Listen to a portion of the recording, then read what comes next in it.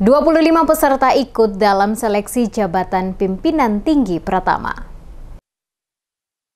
25 peserta ikut ambil bagian dalam seleksi terbuka jabatan pimpinan tinggi Pratama di lingkungan pemerintah Kota Ambon yang berlangsung di salah satu hotel dalam Kota Ambon pada Senin 5 Februari 2024. Pembukaan pelaksanaan kegiatan seleksi terbuka jabatan pimpinan tinggi Pratama di lingkungan pemerintah Kota Ambon oleh penjabat Wali Kota Ambon Baduwin Watimena diwakili Asisten 3 Administrasi Umum Pemkot Ambon Robi Sapulete. Dalam sambutan penjabat Wali Kota menyampaikan bahwa dalam Undang-Undang ASN terbaru, yaitu nomor 20 tahun 2023, menekankan pentingnya kompetensi ASN dalam mengisi jabatan eselon. Hal ini diatur dalam Peraturan Menteri Pendayagunaan Aparatur Negara dan Reformasi Birokrasi nomor 15 tahun 2019 tentang tata cara pengisian jabatan pimpinan tinggi secara terbuka di lingkungan instansi pemerintah.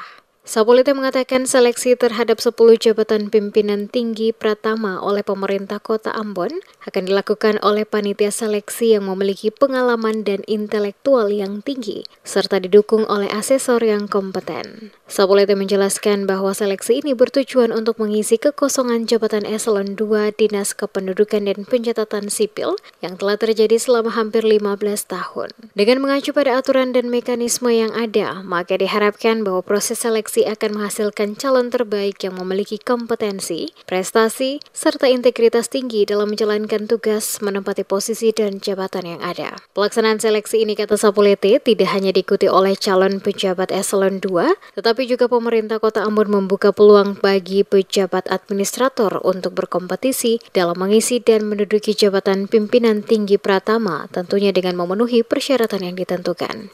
Pemerintah Kota Ambon untuk awal tahun 2024 ini akan melakukan asesmen seleksi terhadap 10 jabatan pimpinan tinggi Pratama yang masih kosong.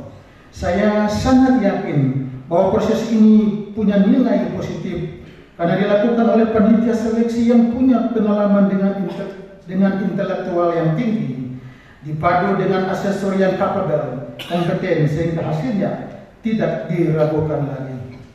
Lebih lanjut dikatakan Sapulete, sesuai rencana, kegiatan seleksi akan berlangsung selama 5 hari dan hasil seleksi akan disampaikan kepada Komisi Aparatur Sipil Negara dan Ditjen Dukcapil untuk pertimbangan teknis dan pelantikan. Peserta yang ikut dalam seleksi berjumlah 25 orang, yang terdiri dari pejabat administrator di lingkup pemerintah Kota Ambon berjumlah 23 orang, pejabat administrator dari Provinsi Maluku 1 orang, dan pejabat administrator dari Kabupaten Maluku Tenggara 1 orang.